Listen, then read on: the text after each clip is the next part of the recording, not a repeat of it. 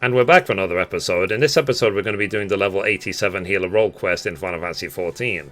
And as always, hello from Mithrie. So we are here in the locks in Alamigo at 3631, and we need to talk to the Blasphemy Hunter. The quest is called A New Battleground. The quest to protect vulnerable Alamigans leads to Uldar.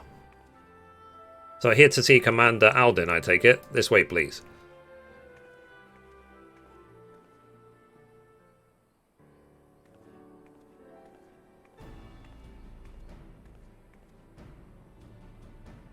So, our request for an audience with the Sultan has been accepted. Before we depart, I shall share what we've learned since we last spoke. The blasphemy continues to elude us, all the while driving others to succumb to despair and turn. Even with Alamigan and Olden forces searching for signs of the beast and more potential victims, we've yet to discern a pattern in the chaos. Nevertheless, if our blasphemy is like others, its behavior is likely dictated by the passions and regrets of the man it once was. Therefore, any information concerning him and the life he led may help us to track it down before it strikes again.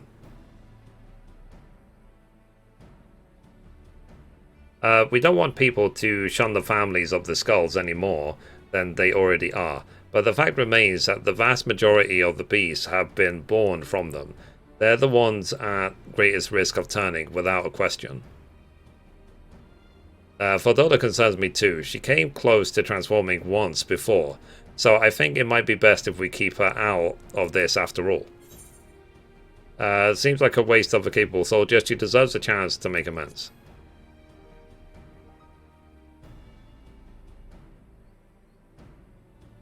I'm inclined to agree with Mithrie. She was able to resist the transformation and had shown no signs of succumbing since then. If she wants to do her part, I say we let her.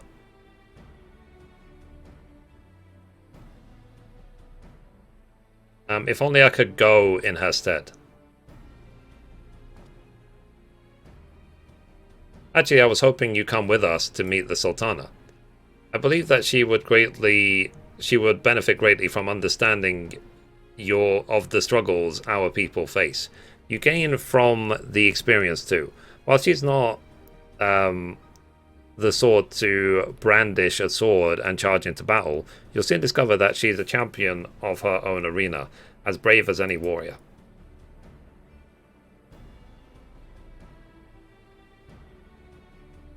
I doubt that she'd have much to learn from the likes of me, but it would be an honor to make her acquaintance.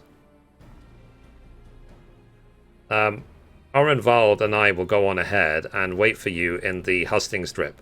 We'll see you anon.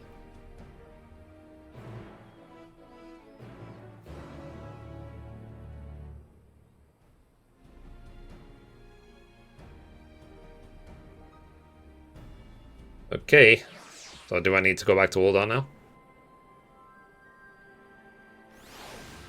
Okay, so let's speak with them in Uldar. Okay, so we made it, so let's talk to Raban. So Master Papashan was just telling us that Nanamo, or I should say Lady Lira, has gone on another of her jaunts about the city. Though it's not my place to question her grace's judgment, I do wish she had consulted me before running off on her own. Perhaps I'm overthinking it, but it's unlike her to keep guests waiting. If I may say so, sir, with blasphemies appearing throughout the land, it's a dangerous time to be going for a stroll. I suspect that may be the very reason that she wishes to see for herself how the citizenry fare in these trying times. Even so, it's downright reckless. We'll find her, though. No, I couldn't possibly allow such esteemed guests to...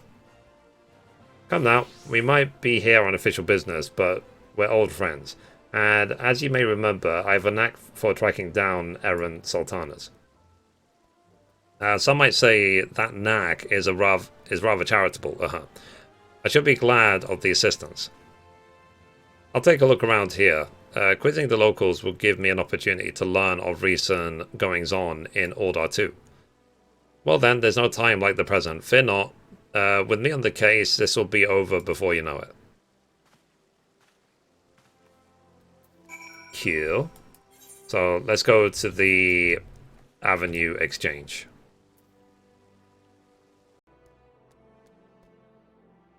Okay, so we caught up with Roban. It's been some time since I last combed these streets for young Lilira. As a matter of fact, Papashan and I would compete to see which of us could find her first. As I recall, most of the contest ended in my favor. The trick is, you see, is to look past the disguise and pay attention to the gestures and mannerisms. The tiniest movement that might give her away. Come, I'll show you how it's done. Okay, follow Roban's lead and try not to fall behind. Alright.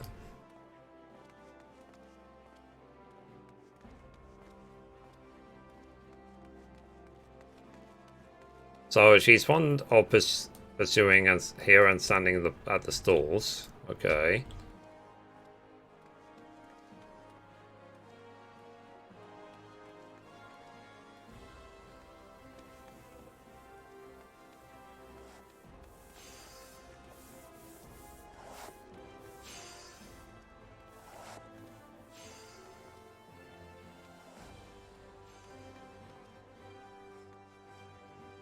If she's not here, where could she be?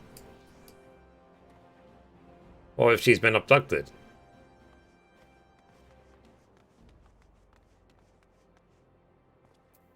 In one of these pots, perhaps. And then take Roban to panic. I've never known her to be this elusive.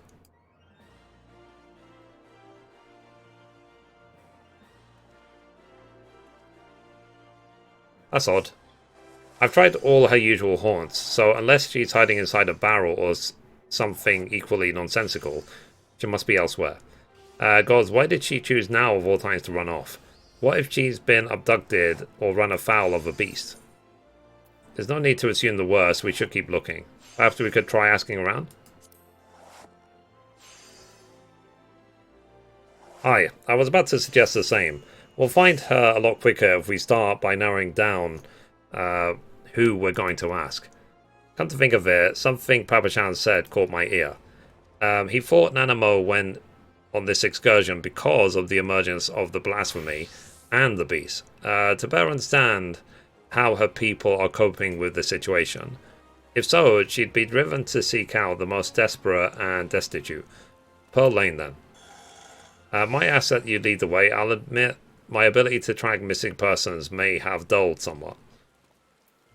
Okay. So speak with Roban to accompany you. Pearl Lane has ever been plagued by pickpockets and the like. I'll watch your back, so go on ahead and give search for Lilira your full attention. Okay, Roban's going to be following me now. So, which one is Pearl Lane? Pearl Lane is that one. Okay.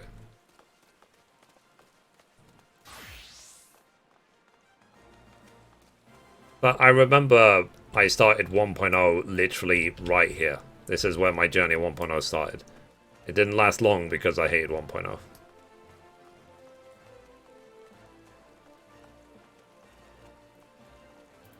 let's talk to Roban. Ask about Pearl Lane.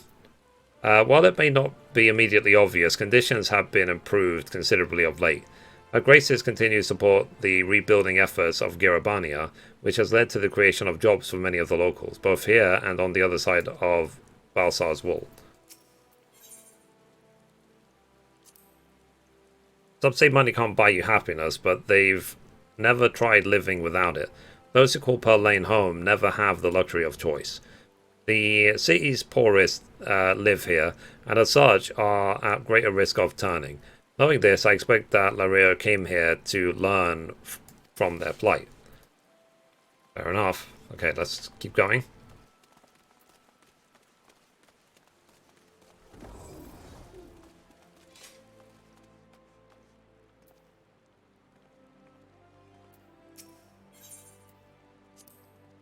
Ask about the poor. In every society there are the haves and have-nots, and seldom this divide more sorely felt than here in Aldar. Many of the young and able-bodied work for Lolorito as guards, though he earns more in an afternoon than most will in a lifetime. Fair enough.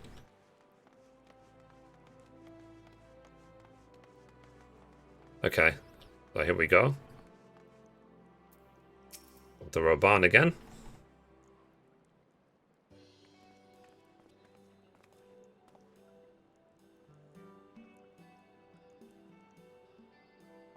Oh, there she is. Nana, Lady Lalira. Roban? Whatever are you doing here?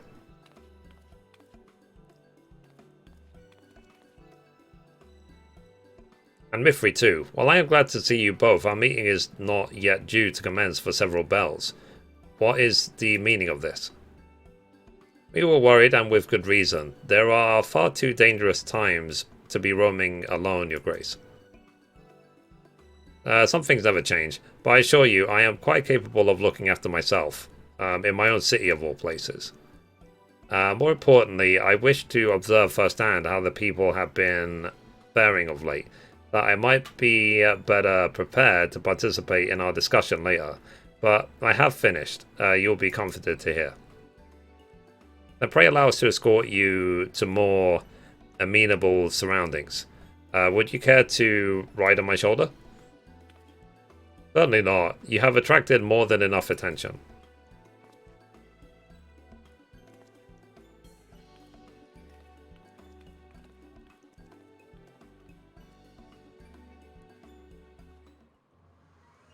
Cool. Alright. So let's catch up with them at the hustings strip.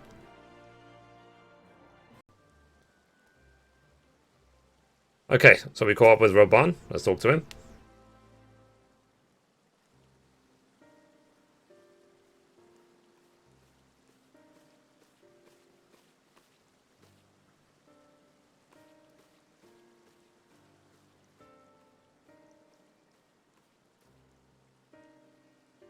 I thank you all for making the journey here during these difficult times. And it is my pleasure to properly make your acquaintance. On behalf of the people of Eorzea, allow me to express my sincerest gratitude for your continued dedication to our cause. With respect, Your Grace, I'm just a soldier. Was a soldier. Still, I say, Commander Alden would not make such a distinction, and neither will I. You yet serve your people, and have provided solace to many of Alamigo's most vulnerable. If we are to deal with this threat, we must forearm ourselves with knowledge. I understand that you come bearing the information regarding the blasphemy and its victims. We have indeed.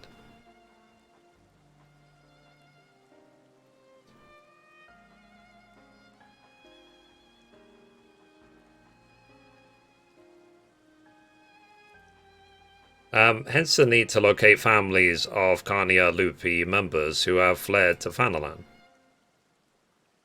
There's no end to the struggles faced by Alamigan refugees, and those who once pledged allegiance to the Empire are no exception.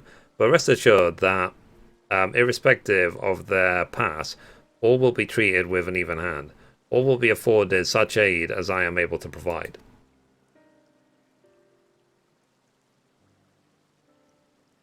Magnanimous as always, Your Grace. If I might be so bold, I have a question. What do you have in mind for those most at risk of undergoing the change? I believe there is but one recourse. Earnest and open dialogue. While some are born into unimaginable wealth, others suffer great hardship and oppression. The circumstances of our birth are beyond our control. Our fate subject to the whims of the gods, some would argue. I once thought myself a prisoner of my fate, a figurehead, helpless to watch on as my people starved. A powerless puppet. I wanted nothing more than to cast it all aside to free us all, but failed for my naivety, and then was afforded a second chance for my privilege. The world is unfair, terribly so, but we have the power to push back against inequalities and injustices, if not overcome them on blessed occasions, to love our neighbour and to share in life's bounties, to open our hearts and to come together as one. True words were never spoken. Without support of the people, such words are naught but vain platitudes. Thankfully, my recent attempts to make inroads with the monetarists have met with some success. Despite differing views on many subjects, we yet strive to find common ground. Common ground. We've been pouring all of our efforts into aiding families of the Carnia Lupi, and while it seemed to help to a degree, some have still succumbed and turned. Of course, they're not the only ones in danger. Alamegans everywhere, whether they sided with the Empire, fought of the resistance, or were caught in the middle, they all suffered. They all wake up in the night at times, haunted by the memories of death and despair. We know what can happen if those feelings are left to fester. The legacy of the Imperial occupation will not soon be forgotten, but rather than seek to forget, mayhap it is necessary to remember, to acknowledge and accept the truth of it, that they may properly mourn those they have lost. Aye, a remembrance. I propose that we hold a memorial ceremony for those who died during the war. Everyone, no matter who they were or what they did, let them be loved, let them be hated, and above all, let them be remembered. And in the remembering of the dead, in the honor and their sin, we, the living of Alamigo, may find a sliver of common ground. It is a noble sentiment, but bringing together people who have reason to distrust one another and risk inflaming tensions could be a recipe for disaster. Then again, we can't keep ignoring the married in the room and do nothing to address the situation. As long as we leave it to the individuals to decide whether or not to attend the ceremony, I think it's worth a try. Organising an event of this scale will require a great deal of effort, so I offer my full support. Once you know what's needed, come to me and we'll put the plan into action. Obviously, some will bark at the idea, which is perfectly understandable, so I'll be listening to their opinions as well. After all, we want it to be a ceremony that brings Alamegans together.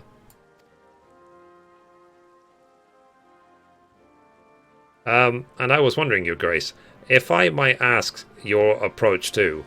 Well, talking to people, winning them over, as you can tell, I'm no politician, so I'd be grateful for any advice you can share with me. I'd be delighted to. As a matter of fact, I have a number of matters I wish to discuss with you. And on that note, I suggest you and I return to Alamigo.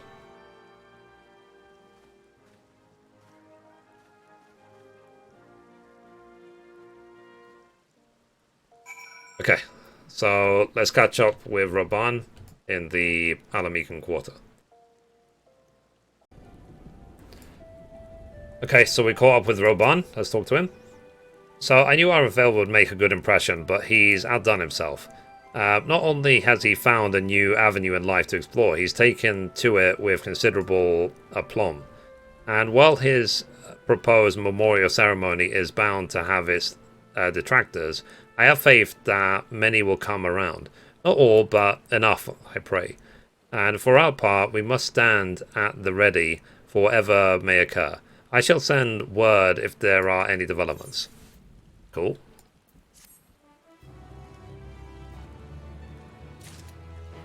Alright, so that quest is done. So anyway, guys, that's it for this episode. If you'd like to, be sure to give it a thumbs up. And as always, goodbye from me, and goodbye from Mithrie. Bye, guys.